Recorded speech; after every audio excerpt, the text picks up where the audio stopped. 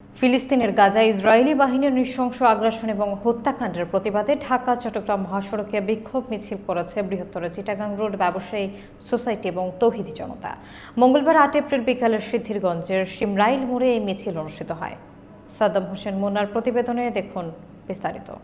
বিক্ষোভে সভাপতিত্ব করেন বৃহত্তর চিটাগাং রোড ব্যবসায়ী সোসাইটির সভাপতি হাজী বিল্লাল হোসেন তালুকদার আদুর।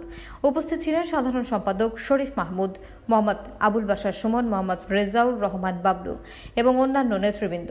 বক্তারা বলেন, গাজার আকাশে আজ লাশের গন্ধ। ইসরায়েল মানবিকতা এবং আন্তর্জাতিক আইন লঙ্ঘন করে অসংখ্য নিরপরাধ মানুষ ও শিশুকে হত্যা করছে। তারা মুসলিম দেশগুলোকে এক হয়ে ফিলিস্তিনের পক্ষে দাঁড়ানোর আহ্বান জানান। সমাবেশ শেষে তারা বাংলাদেশ পাসপোর্টে ইসরায়েল প্রবেশের নিষেধাজ্ঞা পুনর্বহাল এবং কূটনৈতিক সম্পর্ক চিহ্নিত করারও দাবি জানান।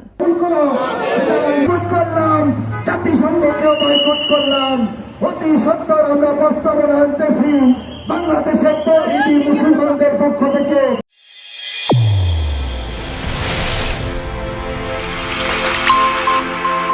চ্যানেল A1 হৃদয়ের স্পন্দন।